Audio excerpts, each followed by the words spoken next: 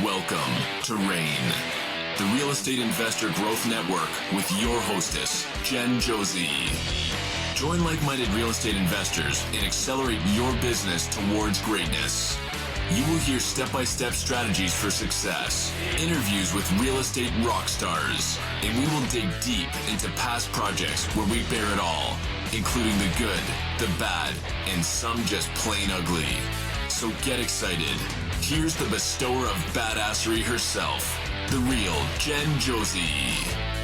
Listener discretion is advised. Hi, and welcome back. I'm Jen Josie, creator of RAIN, the Real Estate Investor Growth Network. Whoop, whoop. On today's episode, we have a guest that will be sharing their badassery. But before we begin, here's today's badassery bestowment, my little badass gift to you. Today's topic is how to kick ass at wholesaling. Wholesaling in real estate is when an investor gets a property under contract and then sells that contract to another investor while adding their wholesale fee. It's great for people starting out that maybe don't have the credit required for a hard money loan or if they have very little capital. It's also a great way to make some quick cash without the headache of a full-blown renovation. The best wholesalers I know do a lot of due diligence up front. They do a thorough walkthrough of the property and take a ton of photos, warts and all. Others go a step further and pay a professional home inspector to do a report that is passed on to the prospective buyer of the contract. They are knowledgeable of the area and research the comps so they know what a rehab project will sell for in the end. A good wholesaler will keep that number in mind for when they decide how much to sell that contract, leaving a nice profit margin for the buyer. Great wholesalers list repairs needed and provide accurate repair costs. I can't tell you how many times a rookie wholesaler has presented me with an assignable contract where they state the project needs a new roof, new HVAC, new windows, and that should cost about $5,000. Like, on what planet? So, if you would like to get into the real estate investing industry as a wholesaler, please keep all these tips in mind so you can kick some wholesaling ass. Now, on to today's episode of the Real Estate Investor Growth Network podcast. We have with us Amanda Cruz. Amanda lives in Raleigh, North Carolina, holla, with her husband, Jonathan, and 2 kids. She spent years in the W-2 world loving her job, but after having her first baby and returning from maternity leave, she was pulled to start her first business. In 2018, she pivoted into real estate investing. Single-family homes at first, then notes, and then ultimately into mobile home parks.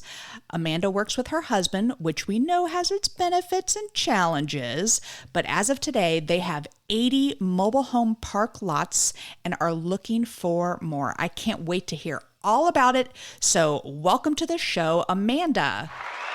Hey, Jen. Thank you for having me. I'm excited to be here. Thank you. And I don't know you very well, and we are in the same town. I actually met you in the parking lot after a RIA meeting, and my good friend Melanie Hawk was like, oh, you need to meet Amanda. She should be on your podcast. And my talons came out, and I kind of tackled you in the parking lot. I'm like, be on my show. So I do appreciate it, and I know you haven't been feeling well, so I'm glad you are here, and thank you so much. So tell me more about Amanda.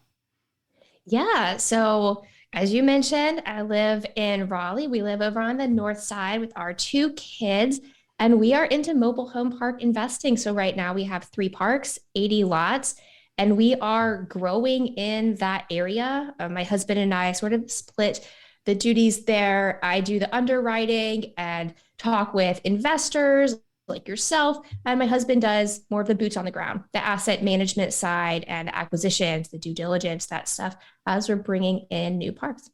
And did you grow up in Raleigh? Where are you from?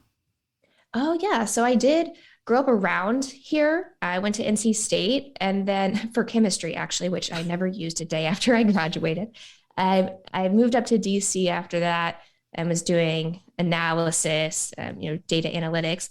Met my husband up there, and we ended up moving down to Richmond for several years. And then after having our first child, decided to move back to be closer to my parents. So now we've been here for a few years. So I'm related to a famous chemist, by the way. He discovered two elements on the element chart. What is it called? The periodic table. The periodic table. That thing, He discovered rubidium and cesium. Oh, I actually, those sound familiar. Usually when people say not that this is every day, but like when people discover new elements, they're like ones at the very, very, very bottom that nobody's ever heard of. But that's really cool. Well, I mean, he's like my great-great-grandfather's uncle, but I see. But still, and his lab partner was the Bunsen guy, by the way. Everybody knows Bunsen from Bunsen burners, but anyway, cool. Yeah. So I want to jump real quick into, you mentioned a business. So you were in corporate America, and then you left after you had your first baby and you started a business, but it wasn't real estate. So what was that business? Oh man, I wish I had left after I started my first baby, but so when I was coming back from maternity leave, I was working for a big credit card company. I literally still work to them to this day. I just told them yesterday I'm leaving. So I will be leaving in a couple of weeks. Congratulations. Thank you. Yeah. And it's an amazing company. So many opportunities. I was climbing the ladder and just decided, hey, like this isn't for me. Ultimately, the person to promotions above me couldn't take a vacation without being tethered to their phone and their email. And I just realized that, hey, like I want to do my own thing. So I started this business I just jumped in, right? I didn't do enough research there. Oh my gosh, like the number of lessons learned from that is infinite. But so I started this business selling products for gender reveal parties, these cannons that shoot out, confetti or powder. You probably see people like post those on Instagram and stuff, right? And it took me a year to get that. Like I was doing everything myself. Another lesson learned. I spent like a month creating this Shopify site that I could have paid $200 to have somebody create in 2 days on Fiverr. You know what I mean? So like I was doing everything myself. It took almost a year to really get traction, and it was finally starting to take off. We were having like hundreds of orders, and I started getting reports that the products themselves were not safe.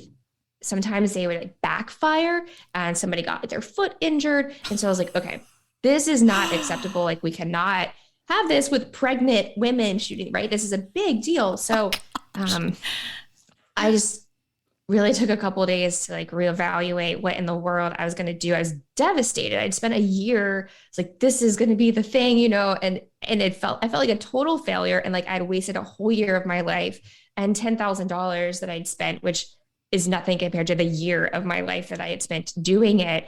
And then decided we're going to close it up. And I'd already been interested in real estate, just kind of anecdotally over time. Hey, it'd be cool to own a rental property. That's pretty much all I knew about it at the time. And so I decided within a couple of days that we were going to pivot to real estate. Well, I don't think it was a year lost, because think of all the lessons you learned, just True. Alone right there. And it also makes real estate look so much better having that experience.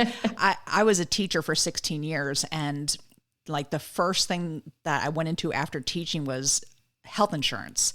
And I was like, what in the hell am I doing in this industry? And I was there for 6 years, and I loved it in the beginning. I loved the people that I worked with, but the actual corporate America, I was like, not for me. So, but like you, I am completely grateful for that experience, because it just taught me so much more, and actually helped my business with connections and stuff too. So totally. Yeah, we do need those failures sometimes to propel us in the right direction. So mobile home parks, I know you were talking about rentals and stuff, but why mobile home parks?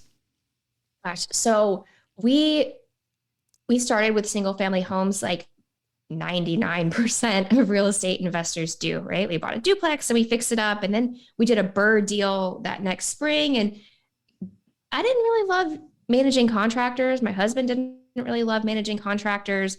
The guy was always late and took weeks longer than it was supposed to. And, it was fine. The BRRRR was fine. And by the way, BRRRR for the listeners is buy, renovate, rent, refinance, and then repeat. So it's basically coming out of pocket with little money to purchase something, renovate it, get a renter in there, and then you refinance it, and you've risen the value of the property. So it allows you to get things for on the cheap side. So super smart technique for you to use there, but keep going.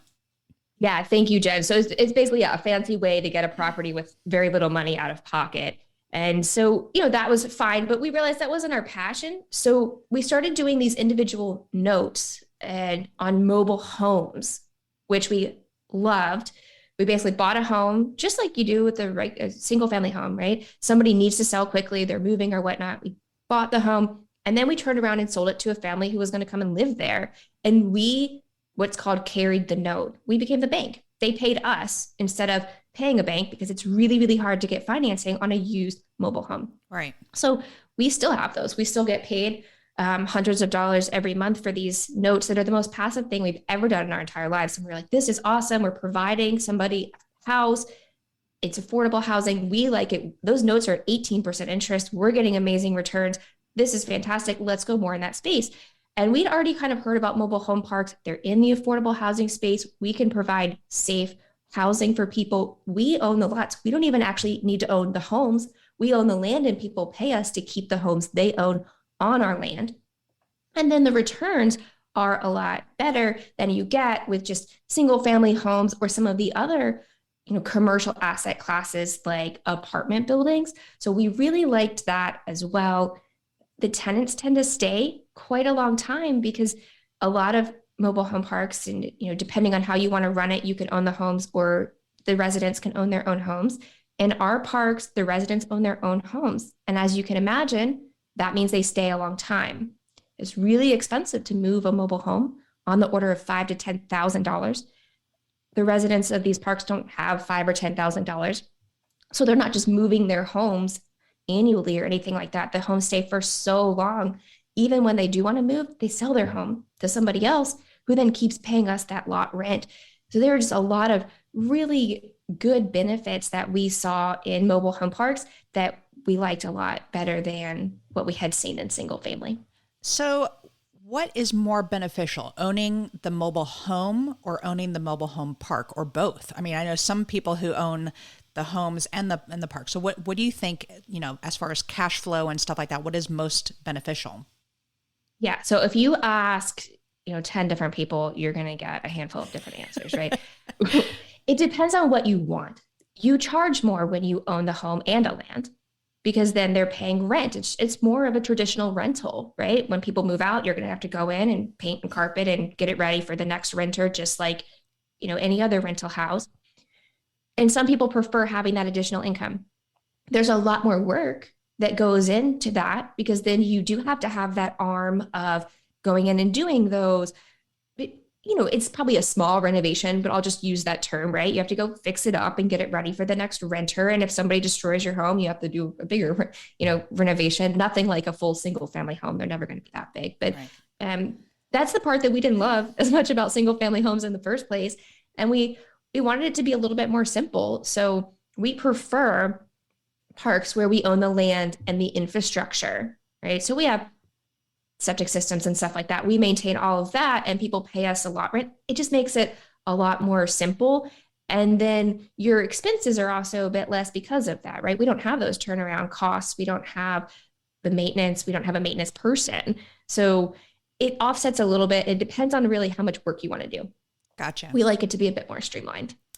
And I bet there's a lot more pride when the people living there actually own it. They're going to take more pride and keep it, the upkeep of the actual property a lot, up to higher standards, because, they own it. So I love that 100%. idea, actually. Yeah. So what do you have to do? You have to provide like a hookup for their electric, and then for sewer, or water. Like, what do you have to provide? Yeah.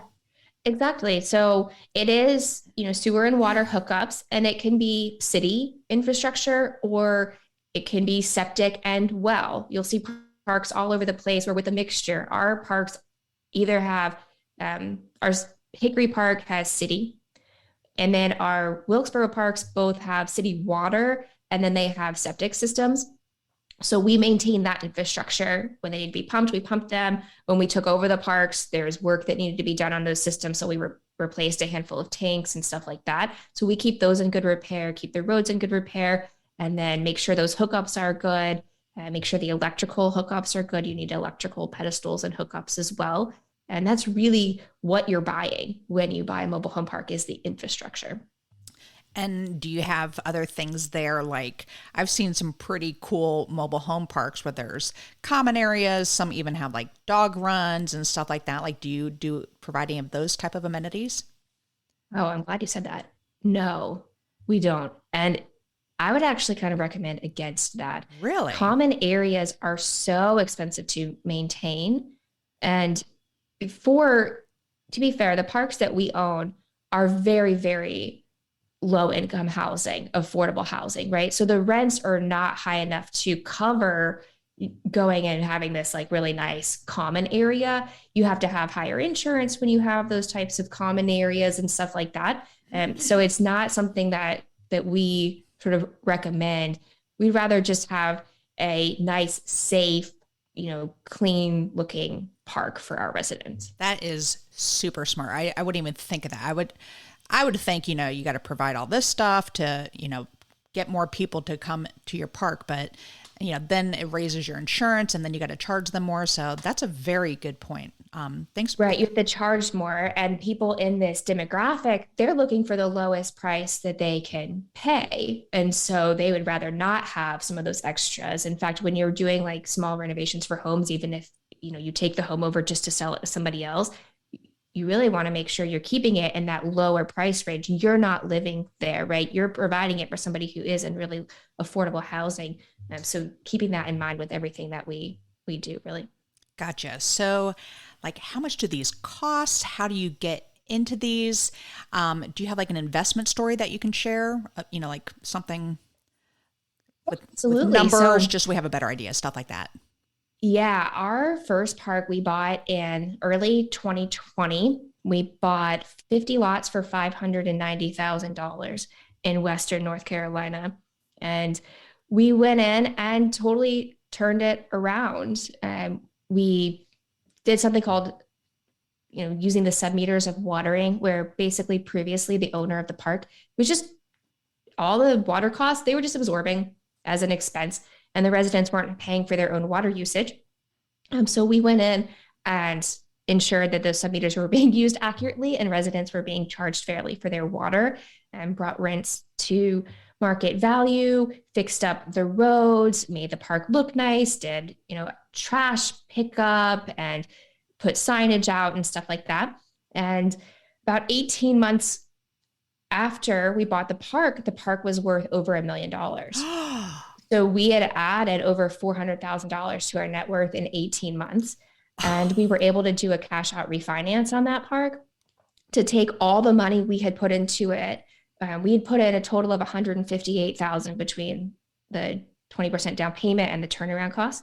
We were able to take out, I think it was $250,000. So we were able to take out way more than we even put into it. And so we now have that park with infinite returns, and we were able to use the money from that cash out refi to put a down payment and to do turnaround on a whole nother park. Oh my goodness. Mobile homes. Holy moly.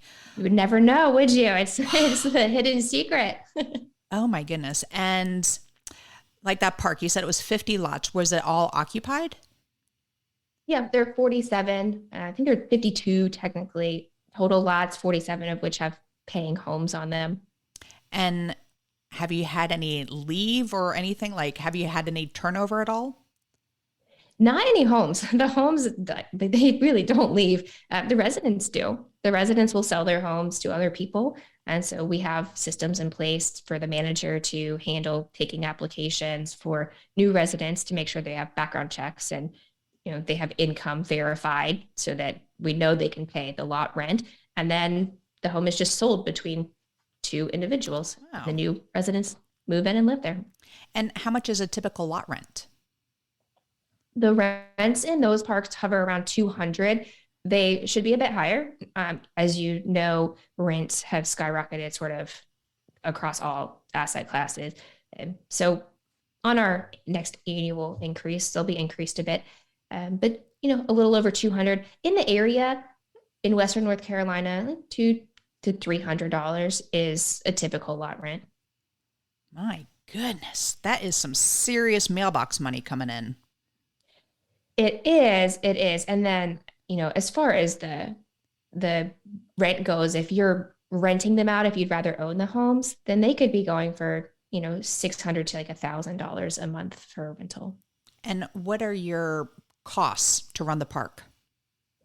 Yeah, great question. We have a manager, insurance, taxes, repairs, right? If there are potholes in the roads or a septic system needs to be pumped or anything like that, those are the types of things that we take on. And it ends up being about a 50% expense ratio in this park. So we have about $10,000 a month roughly coming in income, and then about $5,000 in expenses in that park. Wow. This is awesome. And I've had a couple people on my podcast and talk about mobile home parks, or mobile homes actually. So this is a different side of it, actually owning the land, and that amazing. So what's next for you, Amanda? Yeah, so we currently have 80 lots and we're working on getting to 300. So we're continuing to acquire. Do you have like goals set up that, tell me some of these goals you have to 300. How do you get to 300? Yeah, so we have systems for finding new parks that are off market. So we're working that. We actually just had my assistant, who I brought on in December, revamp. I want an assistant so bad. I'm so jealous. Keep going. Sorry. You should do it. And so we had her sort of revamp that system, and deals are hard to come by these days in all asset classes. So, working the system, getting the mailers going, making cold calls, working with park owners in nearby areas to parks we already own, trying to get them to sell to us, and bringing on in investors and getting to 300 lots. And I have heard that it's tough to finance mobile homes, like the actual, because there's wheels on it. So that I've heard that from my lenders, but is it tough to get financing for the actual park?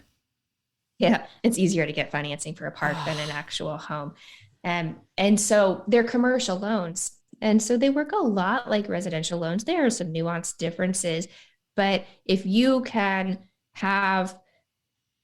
get a loan for a single family home, more than likely you could get a loan for a mobile home park. In fact, in some ways it's even a little bit easier, because if you try to get a residential loan, your W-2 income or whatever your main income is has to cover your expenses, all your loans, plus the new loan.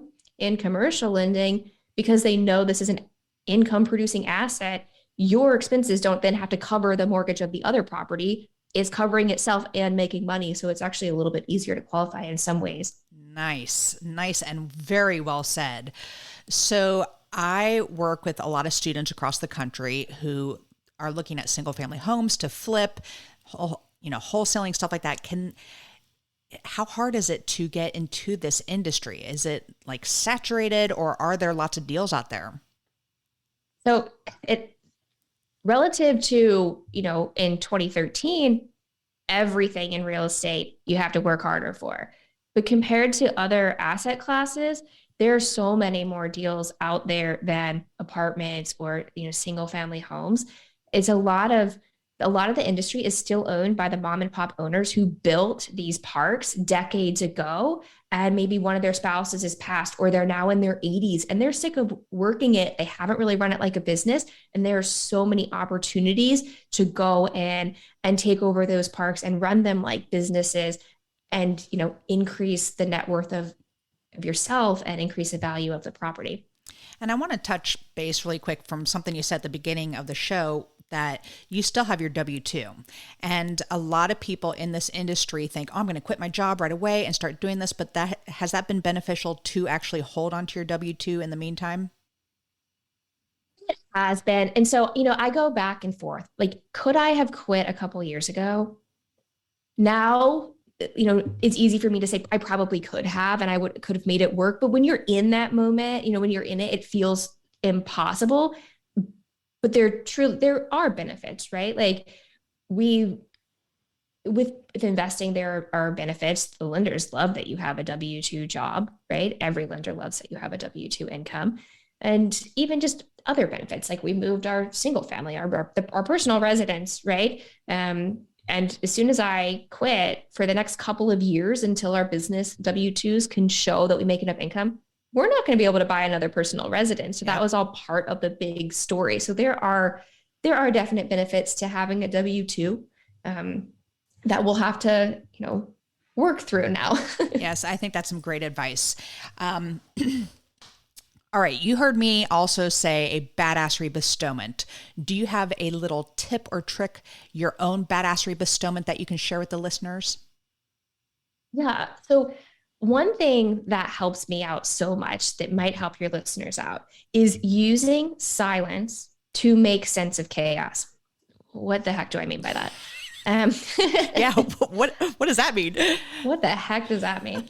So whenever I'm overwhelmed, whenever I have some challenge or I'm trying to figure out what to do, should I quit my W-2 job or not? Or as simple as like, should we buy this next property? Should I bring on an assistant? Or like, why am I so challenged in this area? I go on walks with no music, no podcast, just my own thoughts. And having that dedicated 30 minutes, 45 minutes, whatever it is so helpful. Like the first 15 minutes, you're just like full of every thought that you have to do. And it doesn't, it is what it is. But after that, you're able to sort of settle your thoughts and really work through things. And I really try to, whether or not I know I need something to work through, I try to use silence a few times a week to just let my thoughts be. And it's really, really powerful. I love that. I do the same thing in a form of meditation. And I schedule out just 15 minutes a day, and it just slows my thoughts down. And that's so important. What a great badassery bestowment to share. I love that. Thank you. And Amanda, you know my friend Melanie because Melanie has a course on Airbnbs called Why Not Me Airbnb. So shout out to Melanie. Yeah. But you're starting a course too. So tell us about the course you have. Yeah. So we just kicked off a mini course in mobile home park investing. So it's a jumpstart course to understand what the different types of parks are and really narrow down which parks work for you as a new investor. What are the criteria you should be looking for? And then how to find those parks, both on market, working with brokers, and what is our system for finding off market parks? And what are some value add opportunities that you can look for with parks to go in and increase their value immediately by forcing the appreciation of that property and growing your net income, your wealth at the same time. And then we're working towards launching a full course as well in a few weeks, which will go even further in how to analyze and get an offer price, how to perform due diligence so you don't lose money when you're looking at these parks. You know exactly what to look for, what is the paperwork you need, how to get a property under contract. What do you do on day one? What does a manager do? And how do you find one? And how do you actually implement systems? And so that'll be launching in a couple of weeks in February. That is huge. And I think this is actually going to be released at the beginning of March. So it is available now, folks. How do they find this program? Awesome. So you can actually go to my website and you can check out 3 reasons that mobile home parks are better investments than single family homes. That's at voyageinvesting.com/free. And there's a link right there that can take you over to the course as well. And I want to ask you, where does the name Voyage come from? Oh, I love that question. Nobody's ever asked me that before. Really? When my husband and I were thinking through names for our business, we thought of like, why are we doing this? And part of it was having free time to be able to go out and explore the world more. And so we thought Voyage would be an appropriate name. I love that because, again, I coach students and I try to help them think of business names. And I'm like, stay away from the house, logos and stuff like that. So when I saw Voyage, I was like, ooh, I wonder what that's all about. So I love that. Amanda, this is awesome. And like she said, the link is going to be in the show notes. I'll have that there ready to go. And I'm a big believer in education. I spend thousands of dollars on my own education. I'm a coach. I coach others. You do not want to jump into a business without having a proper education. There are people out there who have made mistakes so that you don't have to do them. And I love that it's very encompassing what you do. So it's teaching them about the property, how to find the property, value add, how to increase the money for it. So those are great things. Absolutely worth it. If this is something that you listeners, if you're thinking about considering, definitely check it out. So awesome, Amanda. I love it. The second half of the podcast is what makes Amanda Cruz a badass, which clearly you are a badass. And I use the acronym BADASS. So the first letter is B for book. What is a book that's made a huge difference in your life? So a couple years ago, I read The ABCs of Real Estate Investing by Ken McElroy. He's one of the Rich Dad advisors. And that book was so awesome. It just had a shift in my mindset. It walked through his journey of basically taking an apartment building that was in really bad shape and going in and making it nice. And the wealth building that came from that. It was really the first time that I had read about this sort of almost fix and flip kind of thing with single family, but on a much bigger scale of commercial real estate. And it really got my mind switched to what all is possible.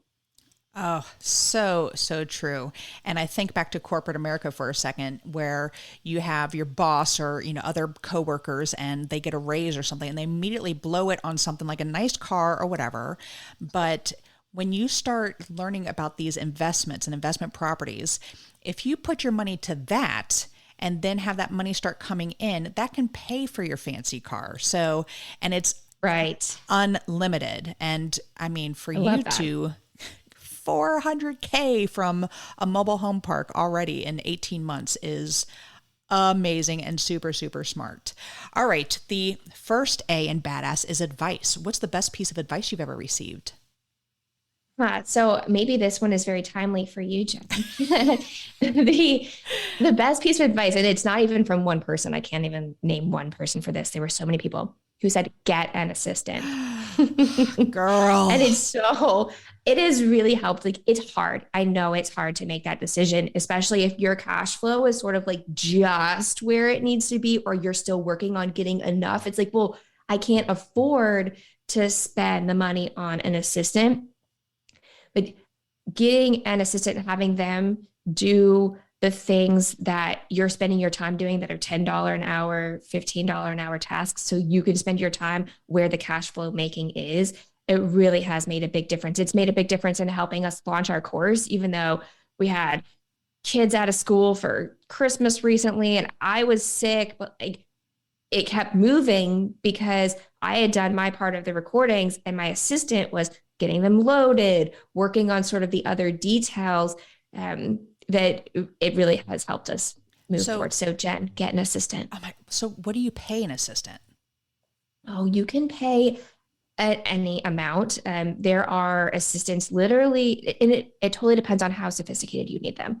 There are companies that you can get an assistant for literally $8 an hour. And you can even have a full-time assistant for like $1,200 or $1,500 a month. If you go like offshore, or if you want somebody that's more of like an executive assistant, then maybe you're paying them up to like $30 an hour. And it totally depends on where it falls in there as far as what capabilities you need. So, I mean, we did hire a virtual assistant for a while and did a lot of our online marketing and stuff, but I literally want a physical assistant. I want them there next to me in the office and to do exactly what you said, the $10 an hour. I mean, you must have some really good coaches, because I hear my coaches saying that all the time. Jen, why are you doing $10 an hour jobs when you can pass it off to somebody else? So right. I appreciate you saying that, and I do need to hear it more often. So thank you.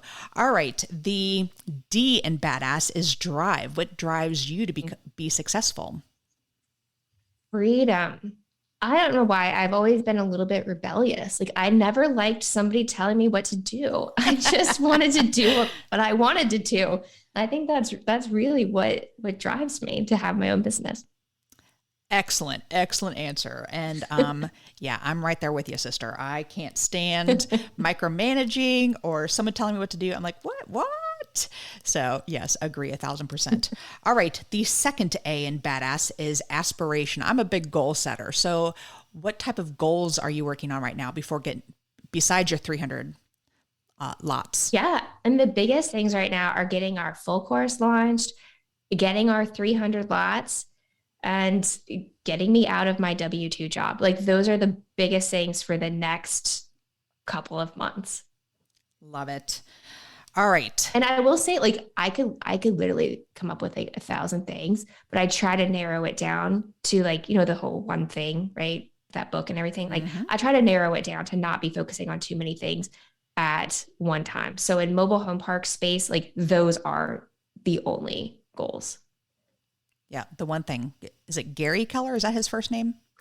Oh, from Keller Williams? I think it is Gary. I think that is the first name. I'm looking at the book. I can only see Keller. All right. So the first S in badass is systems. What systems do you have in place to help you achieve success? One of the systems I really like right now is how we're finding parks. We have a series of virtual assistants who are doing different things, including calling for us, and having that really run itself and having my new assistant really even take that over has been really awesome, and just continuing to get leads. So where do you find your lists? Because I mean, I know of LoopNet. Yeah, but I hear LoopNet is where deals go to die. But where do you find your lists? So with mobile home parks, you build your own lists. You build them. So you need to find the parks. There's not one like comprehensive list of every mobile home park out there. So that's one thing that's part of what we have our virtual assistants doing, finding the parks, getting the information. For the sellers, like we have a whole system for what our virtual assistants do to be able to get us leads. And it's working quite well right now. And do you have people sending referrals to you? Because I mean, I'm sure everybody in your circle knows what you do. Okay.